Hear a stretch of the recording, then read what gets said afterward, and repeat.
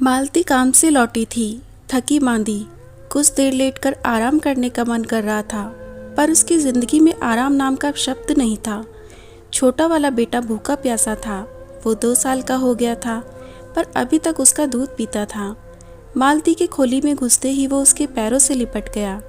फिर बैठकर वो उसे दूध पिलाने लगी। सुबह मालती उसे खोली में छोड़कर जाती थी। अपने 2 बड़े भाइयों के साथ खोली के अंदर या बाहर खेलता रहता था। तब भाइयों के साथ खेल में मस्त रहने से न तो उसे भूख लगती थी, न माँ की याद आती थी।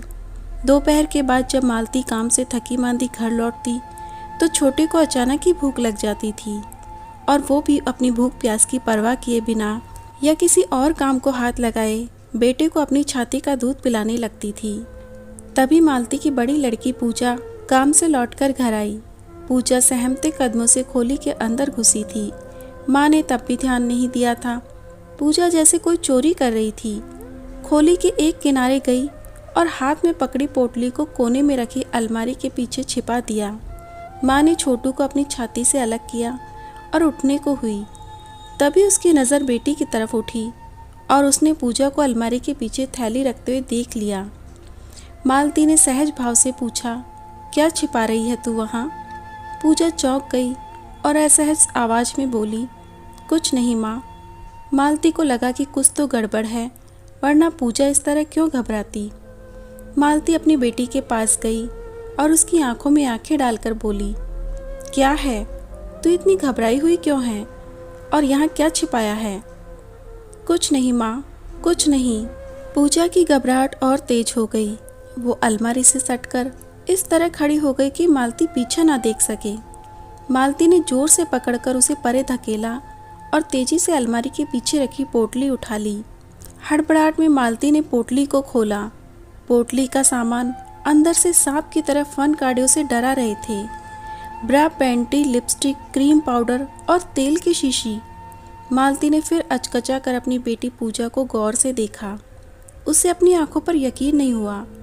उसकी बेटी जवान तो नहीं हुई थी, पर जवानी की दहलीज पर कदम रखने के लिए बेचैन हो रही थी। मालती का दिल बेचैन हो गया। गरीबी में एक और मुसीबत। बेटी की जवानी सचमुच माँ बाप के लिए एक मुसीबत बनकर ही आती है, खासकर उस गरीब की बेटी की जिसका बाप जिंदा ना हो। मालती की सांसें कुछ ठीक हुई तो बेटी से पूछा, किसने दिया है ये सामान तुझे? माँ की आवाज़ में कोई गुस्सा नहीं था, बल्कि एक हताशा और बेचारगी भरी हुई थी। पूजा को अपनी माँ के ऊपर तरस आ गया। वो बहुत छोटी थी और अभी इतनी बड़ी या जवान नहीं हुई थी कि दुनिया की सारी तकलीफ़ों के बारे में जान सके। फिर भी वो इतना समझ गई थी कि उसने कुछ गलत किया था, जिसके चलते माँ को इस तरह रोना पड़ रहा था। वो भी रोने लगी और माँ के पास बैठ गई। बेटी की रुलाई पर मालती थोड़ा संभली और उसने अपने ममता भरे हाथ बेटी के सर पर रख दिए। दोनों का दर्द एक था। दोनों ही औरतें थीं और औरतों का दुख साझा होता है।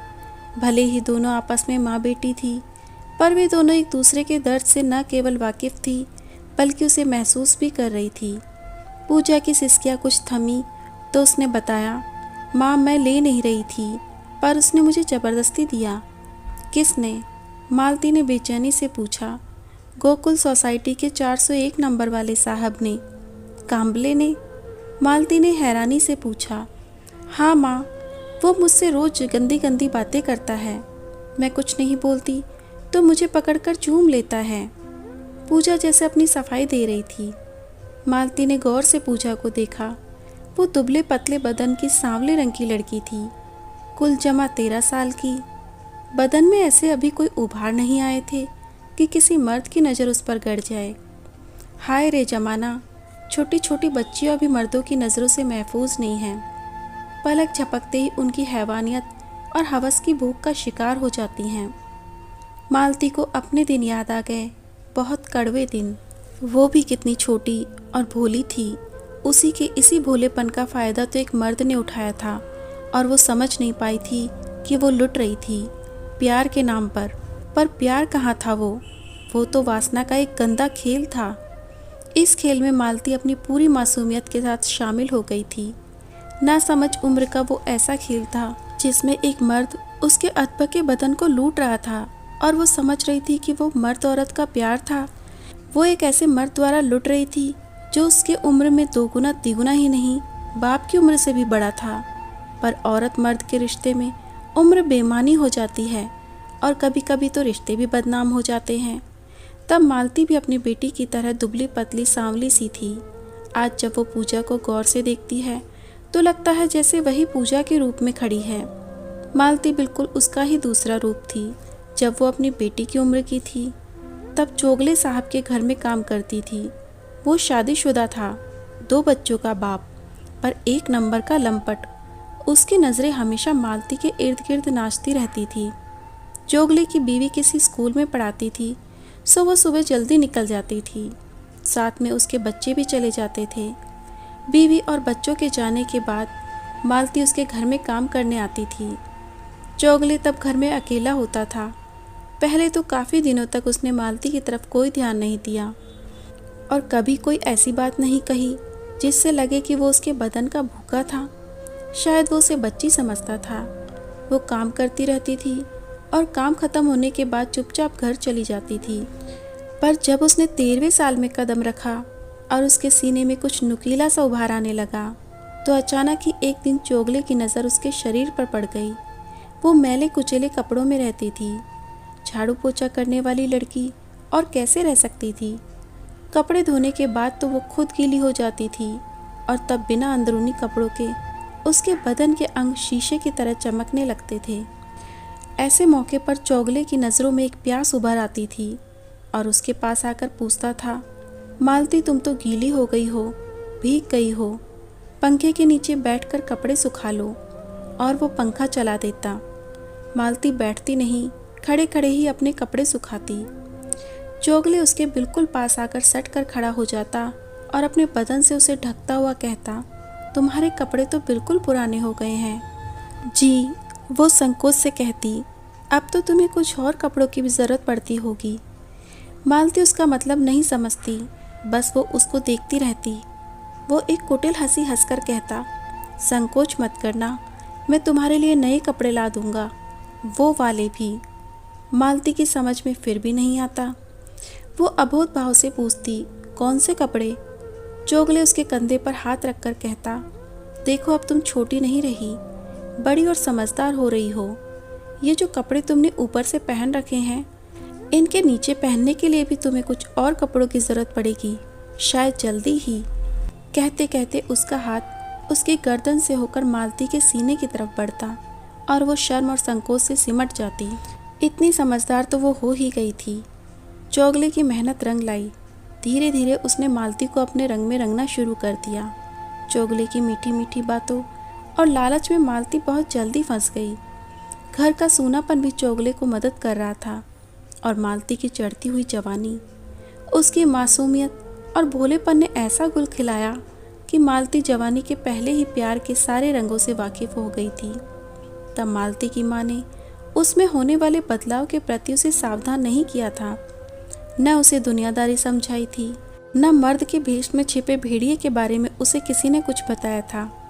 भेद तब खुला जब उसका पेट बढ़ने लगा। सबसे पहले उसकी माँ को पता चला। वो उल्टियाँ करती तो माँ को शक होता, पर वो इतनी छोटी थी कि माँ को अपने शक पर भी यकीन नहीं होता था। यकीन तो तब हुआ जब उसका पेट तनकर बड़ा हो गया।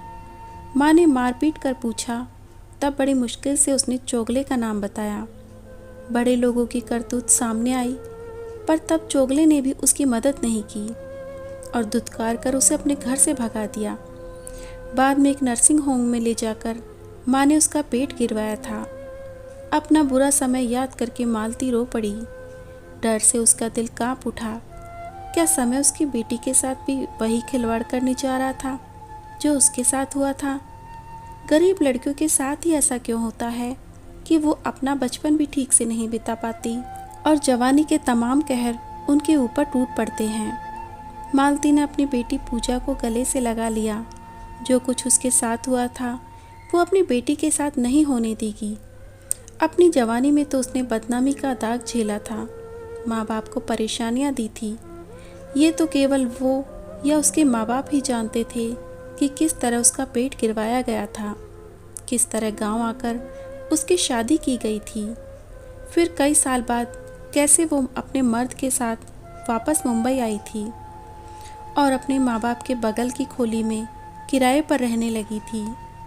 आज उसका मर्द इस दुनिया में नहीं था। 4 बच्चे उसकी और उसकी बड़ी बेटी की कमाई पर जिंदा थे। पूजा के बाद 3 बेटे हुए थे, पर तीनों अभी बहुत छोटे थे। पिछले साल तक उसका मर्द फैक्ट्री में हुए एक हादसे में जाता रहा। पति की मौत के बाद ही मालती ने अपनी बेटी को घरों में काम करने के लिए भेजना शुरू किया था। उसे क्या पता था कि जो कुछ उसके साथ हुआ था एक दिन उसके बेटी के साथ भी होगा। जमाना बदल जाता है, लोग बदल जाते हैं, पर उनके चेहरे और चरित्र कभी नहीं बदलते। कल चौगले था तो आज कांबले, कल कोई और आ जाएगा। औरत के जिस्म के भूखे भेड़ियों की इस दुनिया में कहाँ कमी थी। असली शेर और भेड़िए धीरे धीरे इस दुनिया से ख़त्म होते जा रहे थे, पर इंसानी शेर और भेड़िए दोगुनी तादाद में पैदा होते जा रहे थे। मालती के पास आमदनी का कोई और जरिया नहीं था। माँ बेटी की कमाई से 5 लोगों का पेट भरता था। क्या करे वो? पूजा का काम करना छुड़वा दे तो आमदनी आधी रह जाएगी। एक अकेली औरत की कमाई से किस तरह 5 पेट पल सकते थे। मालती अच्छी तरह जानती थी कि वो अपनी बेटी की जवानी को किसी तरह भी इंसानी भेड़ियों के जबड़ों से नहीं बचा सकती थी, न घर में न बाहर। फिर भी उसने पूजा को समझाते हुए कहा, बेटी, अगर तुम मेरी बात समझ सकती है तो ठीक से सुन। हम गरीब लोग हैं। हमारे जिस्म को भोगने के लिए ये अमीर लोग हमेशा घात लगाए बैठे रहते हैं। इसके लिए वो तमाम तरह के लालच देते हैं। हम लालच में आकर फंस जाते हैं और उनको अपना बदन सौंप देते हैं। गरीबी हमारी मजबूरी है तो लालच हमारा शाप। इसकी वजह से हम दुख और तकलीफ़ें उठाते हैं। हम गरीबों के पास इज्जत के नाम पर कुछ नहीं होता। अगर मैं तुझे काम पर ना भेजूं और घर पर ही रखूं, तब भी तो खतरा टल नहीं सकता। चाल में भी तो आवारा टपोरी लड़के घूमते रहते हैं। अमीरों से तो मैं तुझे बचा लूँगी, पर इस खोली में रहकर इन गली के आवारा कुत्तों से तुझे नहीं बचा पाऊँगी। खतरा सब जगह है। बता, तुझे दुनिया की गंदी नज़रों से बचाने के लिए मैं क्या करूं? और वो ज़ोर ज़ोर से रोने लगी। पूजा ने अपने आंसुओं को पोंछ लिया और माँ का हाथ पकड़कर बोली, माँ तुम चिंता मत करो, अब मैं किसी की बातों में नहीं आऊँगी, किसी का दिया हुआ कुछ नहीं लूँगी, केवल अपने काम से काम रखूँगी। हाँ, कल से मैं कामले के घर काम करने नहीं जाऊँगी, कोई और घर पकड़ लूँगी। देख, हमारे पास कुछ नहीं है, पर समझदारी ही हमारी तकलीफ़ों को कुछ हद तक कम कर सकती है। अब तो सयानी हो रही है, मेरी बात समझ गई है। मुझे यकीन है कि अब तो किसी के बहकावे में नहीं आएगी। पूजा ने मन ही मन सोचा, हाँ मैं अब समझदार हो गई हूँ। मालती अच्छी तरह जानती थी कि ये केवल दिलासा देने वाली बातें थी, और पूजा भी इतना तो जानती थी कि अभी तो वो जवानी की तरफ कदम बढ़ा रही थी। पता नहीं आगे क्या होगा। बरसात का पानी और लड़की की जवानी कब बहक जाए और कब किधर से किधर निकल जाए, किसी को पता नहीं चलता। पूजा अभी छोटी थी। जवानी तक आते आते न जाने कितने रास्तों से उसे गुजरना पड़ेगा। ऐसे रास्तों से जहाँ बाढ़ का पानी भरा हुआ है और वो अपनी पूरी होशियारी और सावधानी के साथ भी न जाने किस गड्ढे में गिर जाए। वो दोनों ही जानती थी कि जो वे सोच रही थी वही सच नहीं था। जैसा वे चाह रही है उसी के मुताबिक ज़िंदगी चलती रहेगी, ऐसा भी नहीं होने वाला था। दिन बीतते रहे। मालती अपनी बेटी की तरफ से होशियार थी। उसकी एक एक हरकत पर नज़र रखती। उन दोनों के बीच में बात करने का सिलसिला कम था, पर बिना बोले ही वे दोनों एक दूसरे की भावनाओं को जानने और समझने की कोशिश करती। पर जैसे जैसे बेटी बड़ी हो रही थी वो और ज़्यादा समझदार होती जा रही थी। अब वो बड़े सलीके से रहने लगी थी और उसे अपने भावों को छिपाना भी आ गया था। इधर काफ़ी दिनों से पूजा के रंग ढंग में काफ़ी बदलाव आ गया था। वो अपने बनने संवरने पे ज़्यादा ध्यान देती, पर इसके साथ ही उसमें एक अजीब गंभीरता भी आ गई थी। ऐसा लगता था जैसे वो किन्हीं विचारों में खोई रहती हो। घर के काम में मन नहीं लगता था। मालती ने एक दिन पूछ ही लिया, बेटी मुझे डर लग रहा है, कहीं तेरे साथ कुछ हो तो नहीं गया। पूजा जैसे सोते हुए चौंक गई। क्या क्या? नहीं तो मतलब कुछ ना कुछ तो है, उसने बेटी के सर पर हाथ रखकर कहा। पूजा के मुंह से बोल न फूटे, उसने अपना सिर झुका लिया। मालती समझ गई, अब कुछ बताने की ज़रूरत नहीं है, मैं सब समझ गई हूँ। पर एक बात तू बता, जिससे तू प्यार करती है वो तेरे साथ शादी करेगा? पूजा की आंखों में एक अनजाना सा डर तैर गया। उसने फटी आंखों से अपनी माँ को देखा। मालती उसकी आंखों में फैले डर को देखकर खुद सहम गई। उसे लगा कहीं ना कहीं कोई बड़ी गड़बड़ है। डरते डरते मालती ने पूछा, कहीं तू पेट से तो नहीं है? पूजा ने ऐसे सिर हिलाया जैसे जबरदस्ती कोई पकड़कर उसका सिर हिला रहा हो। अब आगे कहने के लिए क्या बचा था। मालती ने अपना माथा पीट लिया। न वो चीख सकती थी, न रो सकती थी, न बेटी को मार सकती थी। उसकी बेबसी ऐसी थी जिसे वो किसी से कह भी नहीं सकती थी। जो मालती नहीं चाहती थी वही हुआ। उसकी ज़िंदगी में जो हो रहा था उसी से बेटी को आगाह किया था। ध्यान रखती थी कि बेटी नरक में ना गिर जाए। बेटी ने भी उसे भरोसा दिया था कि कोई गलत कदम नहीं उठाएगी, पर जवानी की आग को दबा कर रख पाना शायद उसके लिए मुमकिन नहीं था। मरी हुई आवाज़ में उसने बस इतना ही पूछा, किसका है ये पाप? पूजा ने पहले तो नहीं बताया, जैसे कि आमतौर पर लड़कियों के साथ होता है। जवानी में किए गए पाप को भी छिपा नहीं पाती, पर अपने प्रेमी का नाम छिपाने की कोशिश जरूर करती हैं। हालांकि इसमें भी वो कामयाब नहीं होती। माँ बाप किसी न किसी तरीके से पूछ ही लेते हैं। पूजा ने जब उसका नाम बताया तो मालती को यकीन ही नहीं हुआ। उसने चीख कर पूछा, तू तो कह रही थी कि कामले के यहाँ काम छोड़ देगी। माँ, मैंने तुमसे झूठ बोला था। मैंने उसके यहाँ काम करना नहीं छोड़ा था। मैं उसकी मीठी मीठी और प्यारी बातों में पूरी तरह भटक गई थी। मैं किसी और घर में भी काम नहीं करती थी, केवल उसी के घर जाती थी।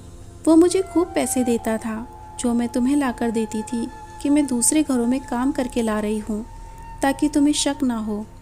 फिर तो सारा दिन उसके साथ रहती थी। पूजा ने हाँ में सिर हिला दिया।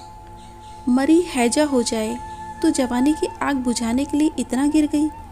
अरे मेरी बात समझ जाती और तू उसके यहाँ काम छोड़कर दूसरों के घरों में काम करती रहती तो शायद किसी को ऐसा मौका नहीं मिलता कि कोई तेरे बदन से खिलवाड़ करके तुझे लूट ले जाता। काम में मन लगा रहता है तो इस काम की तरफ लड़की का ध्यान कम जाता है। पर तू तो बड़ी शातिर निकली, मुझसे ही झूठ बोल गई। पूजा अपनी माँ के पैरों में गिर पड़ी और सिसक सिसक कर रोने लगी। माँ, मैं तुम्हारी गुनहगार हूँ, मुझे माफ़ कर दो। एक बार, बस एक बार मुझे इस पाप से बचा लो। मालती गुस्से में बोली, जाना उसी के पास, वो कुछ न कुछ करेगा। उसको लेकर डॉक्टर के पास जा और अपने पेट के पाप को गिरवा कर आ। माँ, उसने मना कर दिया है। उसने कहा है कि वो पैसे दे देगा पर डॉक्टर के पास नहीं जाएगा। समाज में उसकी इज्जत है, कहीं किसी को पता चल गया तो क्या होगा, इस बात से वो डरता है। वाह रे इज्जत, एक कुंवारी लड़की की इज्जत से खेलते हुए इनकी इज्जत कहाँ चली जाती है। मैं क्या करूँ, कहाँ मर जाऊँ, कुछ समझ में नहीं आता, मालती बोली। मालती ने गुस्से और नफरत के बावजूद भी पूजा को परे नहीं किया। उसे दुत्कारा नहीं, बस गले से लगा लिया और रोने लगी। पूजा भी रोती जा रही थी। दोनों के दर्द को समझने वाला वहाँ कोई नहीं था। उन्हें खुद ही हालात से निपटना था और उसके नतीजों को झेलना था। मन थोड़ा शांत हुआ तो मालती उठी और कपड़े लत्ते दूसरा जरूरी सामान समेटकर फटे पुराने बैग में भरने लगी। बेटी ने उसे हैरानी से देखा। माँ ने उसकी तरफ देखे बिना कहा, तू भी तैयार हो जा और बच्चों को भी तैयार कर ले, गांव चलना है। यहाँ तो तेरा कुछ हो नहीं सकता, इस पाप से छुटकारा पाना है। इसके बाद गांव में रहकर ही किसी लड़के से तेरा ब्याह कर देंगे। दोस्तों, ऐसा कभी भी किसी गरीब की लड़की के साथ कभी ना हो, यही दुआ करती हूँ। आप भी मेरी दुआ में शामिल होकर वीडियो को एक लाइक ज़रूर कर दें और वीडियो अच्छी लगी हो तो चैनल को ज़रूर सब्सक्राइब कर लें।